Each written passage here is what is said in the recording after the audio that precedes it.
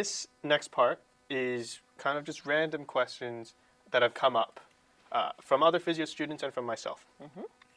So, balance versus stability, those terminologies, are you able to differentiate the two? So my thoughts on this, for me, I think stability is more driven by the muscular system. So you're looking at, how do the muscles around the pelvis and hip and knee help you to stand on one leg? So if you're unstable, standing on one leg because your hips dropping to the side, that's kind of more a muscular thing. Balance, I think, has 3 components. It has like a somatosensory component, so your ability to for the joints to have a sensory awareness. Then you've got your vestibular component related to the inner ear, and then you've got your vision component. So as an example, if you get somebody to, this is really important for someone that might have chronic ankle instability. So if they're standing on one leg and I do a 20-second balance test with their eyes open, and then I get them to do, and we just look at the number of errors. It's called the balance error scoring system. And then we do the same test with the eyes closed. So when you take the vision away, and then though it's much harder without your vision, of course, but again, we'll compare that to the other side.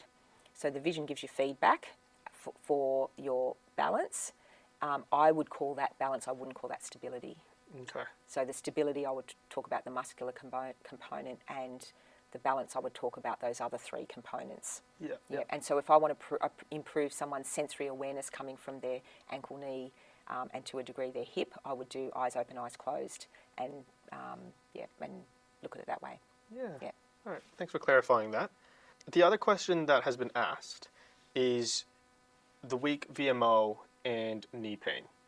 So commonly they've been linked, but another aspect of this is that people say you can't actually target the VMO, yet you want to strengthen the VMO. So what are your thoughts on that, and how do you interpret the VMO knee pain? Okay, so I think the contemporary literature around anterior knee pain and patellofemoral pain really tells us that we need to strengthen the hip rotators and hip abductors for people with knee pain. And the reason being, I want to grab the hip to show the thing to show you this. Yeah, okay. So, and I think, once upon a time we put a lot of emphasis on VMO because we used to say that the kneecap, if it's not tracking correctly, it's tracking laterally, we need the VMO to restabilise it. However, what we now know from the contemporary research is that quite often if the femur's internally rotated, okay, so the effect of that is that the patella is going to glide laterally.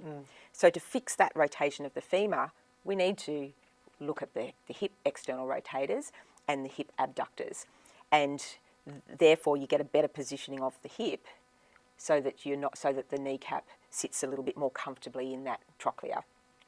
If you want to strengthen the VMO, I also believe it's very hard to just target the VMO. I think it's better to target the quads as a whole. I think you can probably help the VMO, maybe, I don't know, I'm going to say maybe because I don't know if this is really an absolute, but with using the adductors probably helps because there is some common attachments there with the adductor and the VMO muscle. But essentially, if someone comes into me with that hip pain, with that knee pain, and I want to improve the tracking, I actually start with the hip, and then if they can tolerate quad strengthening, sometimes they can't, depends on how much pain they've got, I will do quad strengthening as well, but I usually bring the quad strengthening in second, and I don't necessarily target the VMO.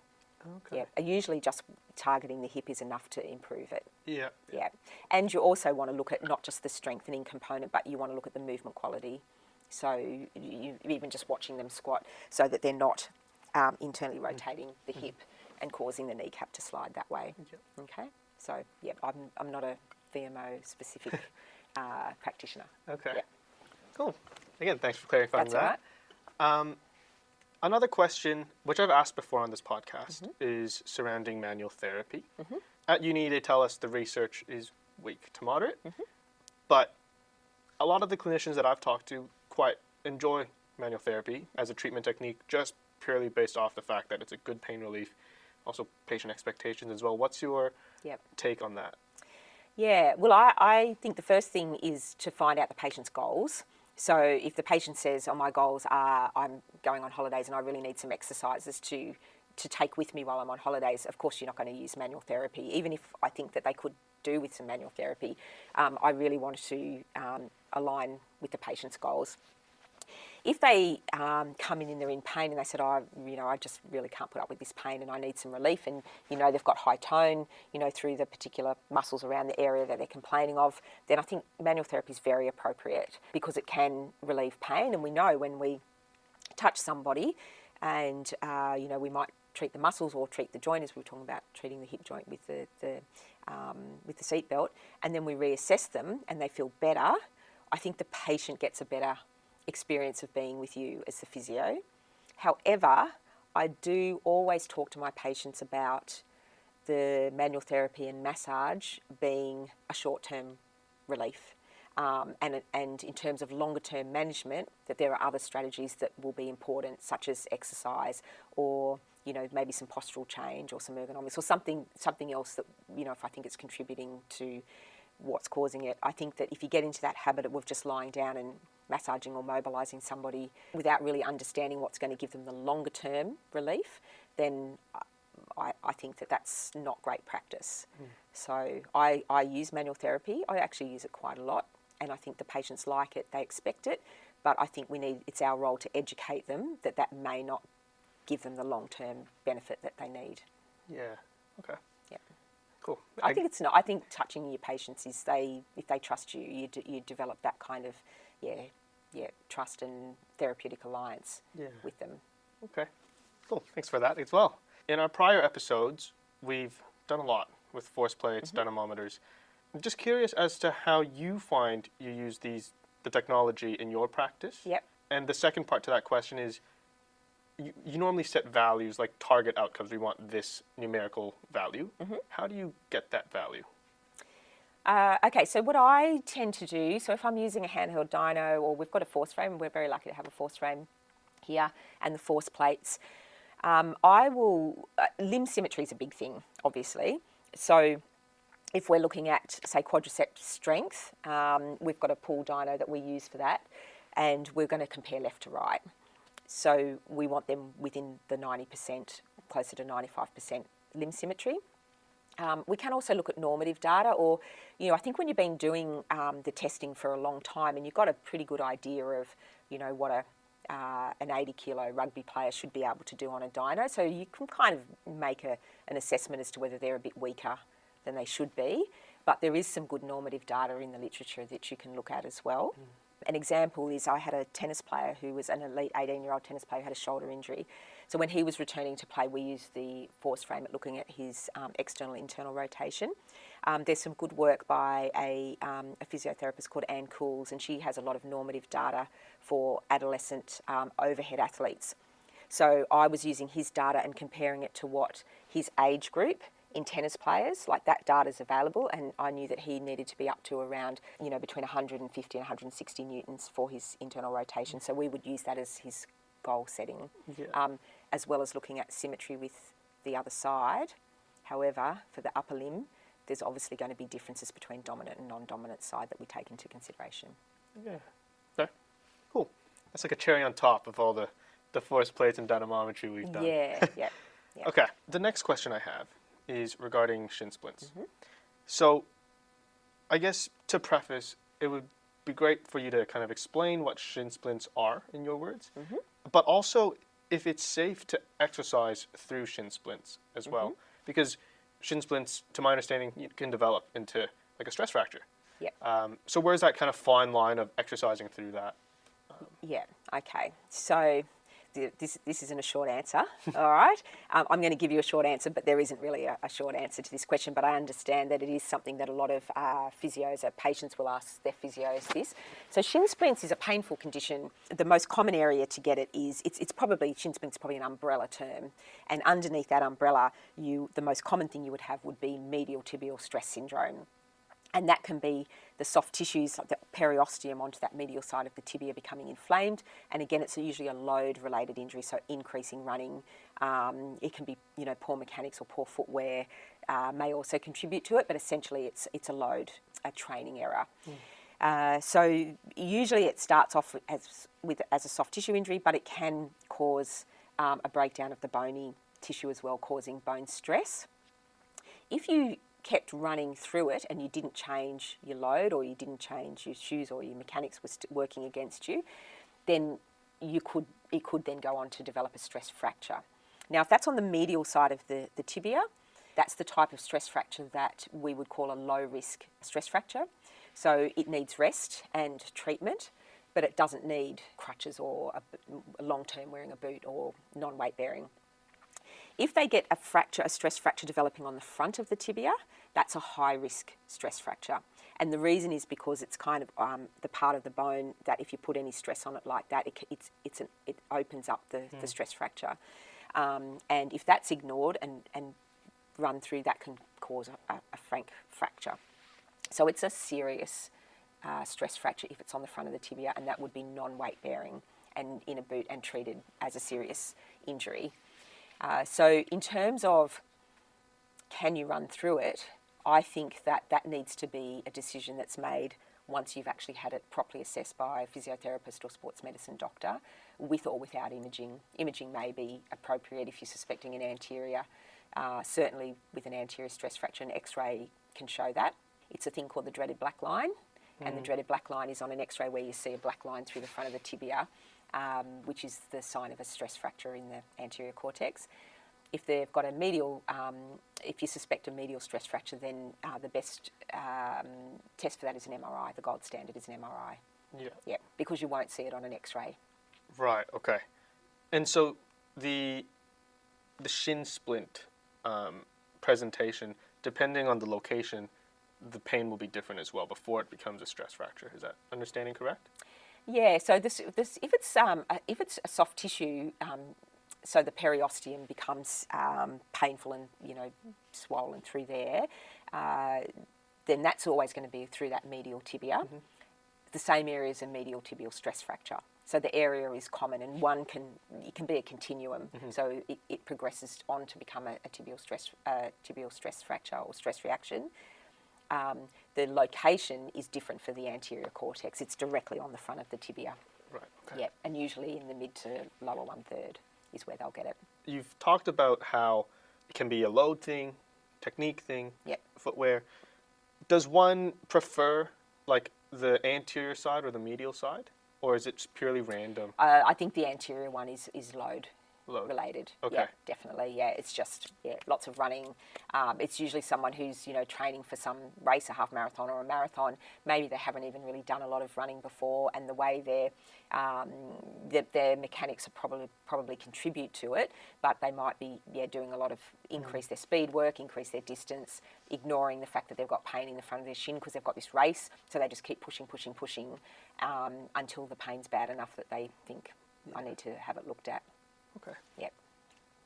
Cool. Does that help? Yeah, absolutely. So the answer is no, don't run through it until you've had it properly assessed. That would be my short answer. Okay. Yep.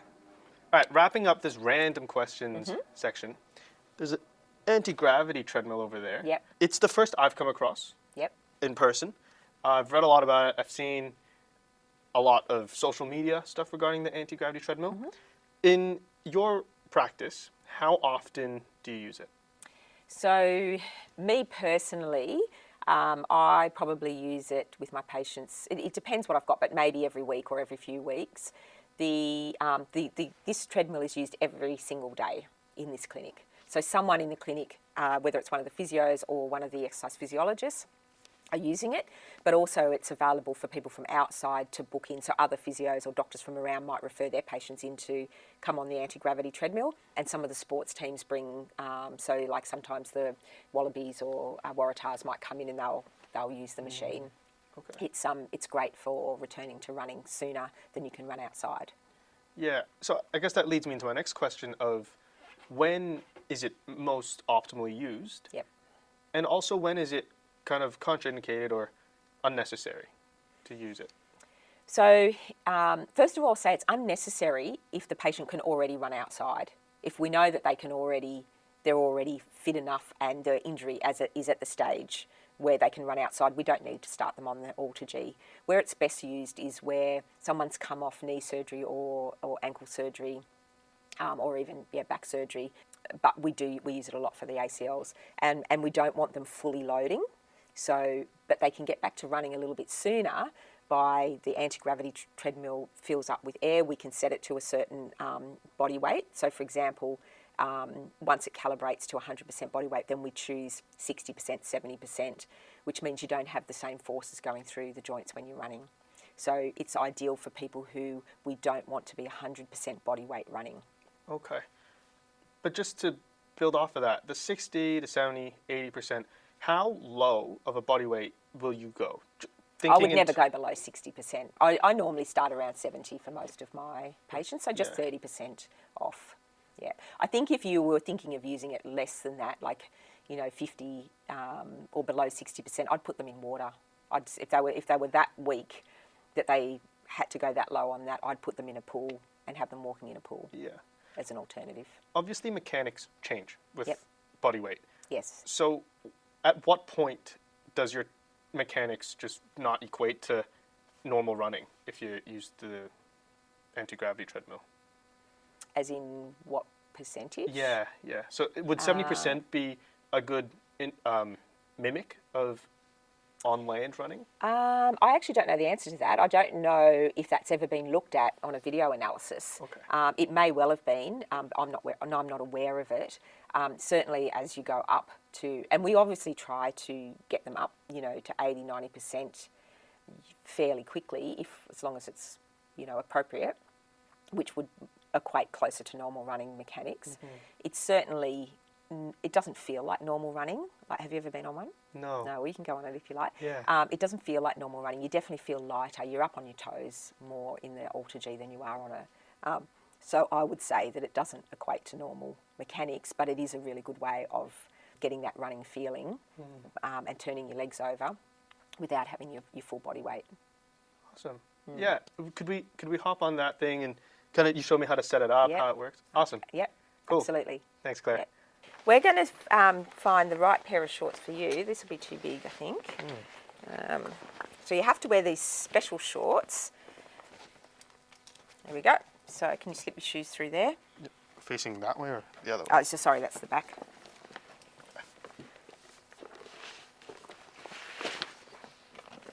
Yep, this will be just the right size for you.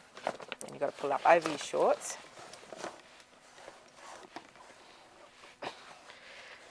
Yeah, they're good. Nice and firm. That's it. And just pull that up just a little bit more. Nice look. Like nice and tight. Yep. Yeah. Perfect. That looks good. All right. So now you're going to jump into here. Okay. You can step on there. It's fine. And then just step in the middle. All right. Then we're going to pull this up. So it'll pull up to one of these levels here. We'll work out which one. Probably around 11 or 12. Just take it, move for a little bit. So up, keep coming up. So essentially we want to have this at a height. Just show me where your elbows are. Because when you're running, if you think about when you're running, you're doing this, so you can't have your elbows knocking into the... So I think that...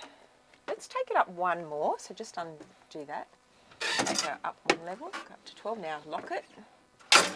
Oops. Okay, and then we're going to zip you in. All right.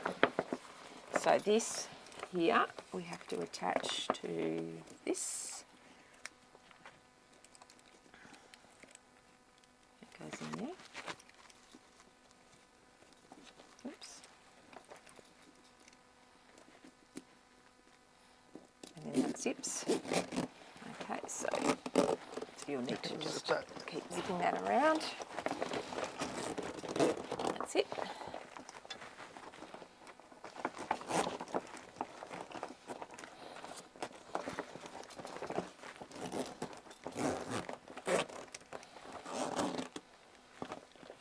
Okay, good. All right, so now we're going to turn it on. So press start.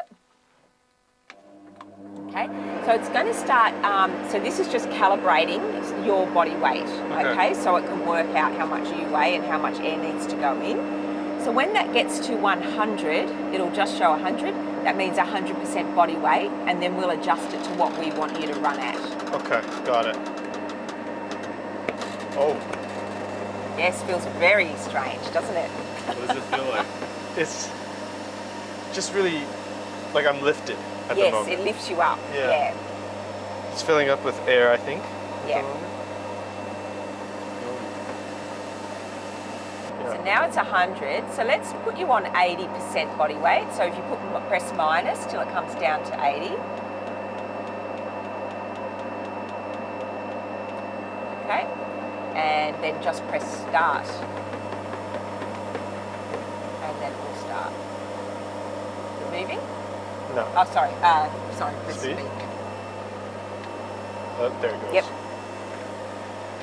Oh, this is so weird.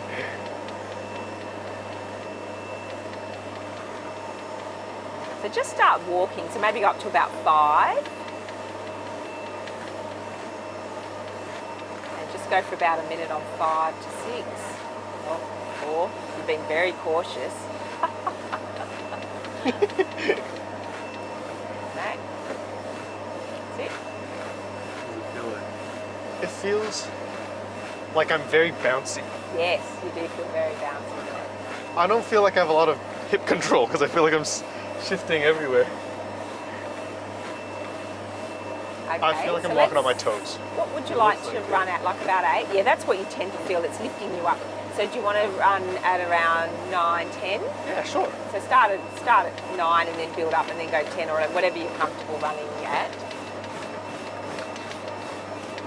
So for a patient, we might even prescribe them, we might even say we want you to run at 9 for, for 5 minutes and then go up to 10 for 2 minutes. So depending on what their rehabilitation program looks like, as to how we would prescribe what they're going to do, the body weight and the actual pace. How do you progress? We progress by increasing the body weight. So often I'll start around 70%, or sometimes 75% is probably my most common starting point, but it might even be a bit less than that. And then we progress it by, then they come back, they might do 80, and then they'll do 85 or 90. So that once they get up to 90, then the next step is for them to run outside, which is at 100% body weight. We wouldn't have them running 100% body weight on here. Okay. Like in terms of like increments of increase, like is that just based off of your experience? Increasing body weight or increasing the amount of running that they're doing? I guess it's body weight. Yeah, body weight, based on our experience and also their symptoms. So if they've done really well at 80% or at 75%, then we know that, and they've had no symptoms the next day, then we know that they're ready to progress after that. Okay. Yeah. If I wanted to make it 70 or 60, do I need to slow down first? You have to start again. As in? You have to turn it off. So you can't do that in the middle of the running. Oh. Yeah, you have to go back to, and it has to recalibrate, and then you have to. So do you want to feel the difference between 70 and 80? Is that what you want to do? Or maybe 60. You want to go to 60? Yeah, I want to okay, all right. 80 feels like minimal difference. Yeah, so now that you're used to it, it feels that when you run, because when you run, you lift up on your toes. When you're walking, it was more noticeable. Yeah. Yeah. Okay. So why don't you go? So go to stop or slow down. Yeah. Oh no, that feels weird. Yeah, okay, now I feel probably. very heavy. I should have got you to slow down the speed first. Go back to walking. I don't normally stop you. Okay. All right.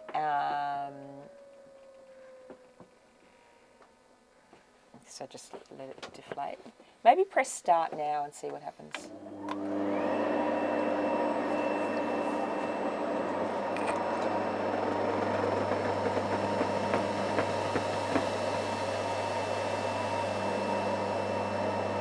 Yeah, actually, 20% was noticeable. Like, I think I got used to it, and I was like, oh, it feels normal. And then it gives me my weight back, and I'm like, wow, I'm heavy. Yeah, that's right. Well, now you feel like it. Yeah. That'll be so weird to feel what 60 is gonna be like. All right, so now do you want to go to 60? Yep. Push minus.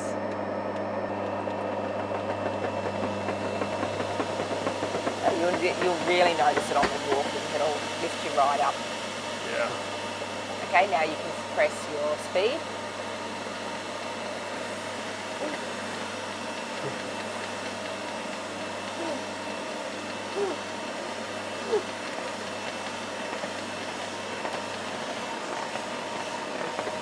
I'm barely walking. I feel like I'm on my toes. Yeah. You definitely feel like it when you're walking. Yeah. And you'll probably still feel it when you run. So this is, you can feel the difference, can't you? That's lifted you up more. Yeah. Yeah. Okay, start running.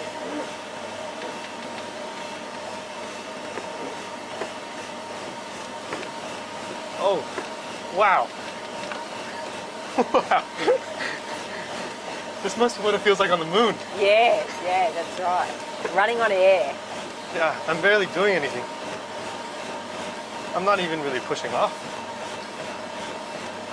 So you can imagine if you've come back from surgery or, you've had a stress fracture in your foot or something, how nice this would be to start running without your full body weight. Yeah, absolutely.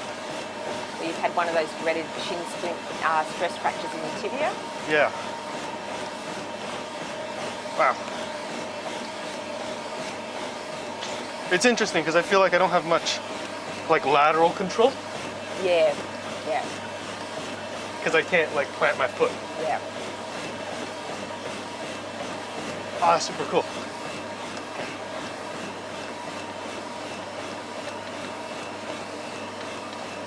Yeah, it's a fantastic piece of machinery. It really is.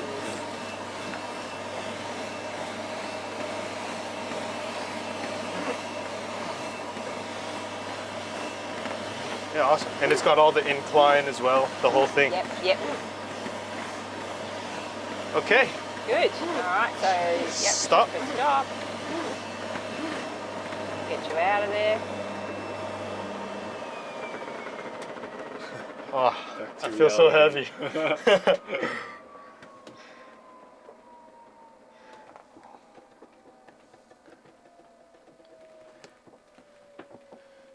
Yeah. And then start unzipping. That's it.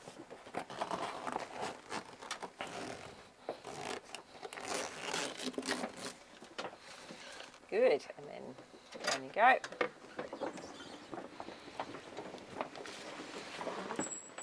Okay. Last question before we wrap up this podcast here. If you've got if you can refer one person onto this podcast, who would it be? But before you answer that question, you gotta help me get in touch with this person. Yes. Okay, I can do that. I don't know how hard or easy this would be for you, JT, but I think there's a fantastic physio, Australian physio, Cara Murphy. She works in Edinburgh for Edinburgh Rugby, and she's always been very sports orientated and always wanted to work with sports teams. She used to work with the Roosters, and then she went on a mission to get a full-time job with a sports team, which took her overseas, and she's got a job full-time with Edinburgh Rugby, and she's got some great stories to tell. Unfortunately for her, when she got there, COVID hit, so that obviously brought in lots of things didn't pan out exactly in the beginning, but I think as an Australian working in elite sports overseas, she'd be a fascinating person to talk to. That'd be awesome. Yeah. I'm keen for that. Yeah, so I'll put you in touch with her. Thanks, Claire. Yeah. All right, guys, let's thank Claire for taking the time to hop on the podcast today. Yeah, thank you. Thank you for the great questions as well. Thanks, Claire. It was a massive honor. Thank you to Simon again for connecting us. But yeah, again, thanks so much, Claire. We'll be in touch. Okay, thank you. Pleasure. Thanks a lot.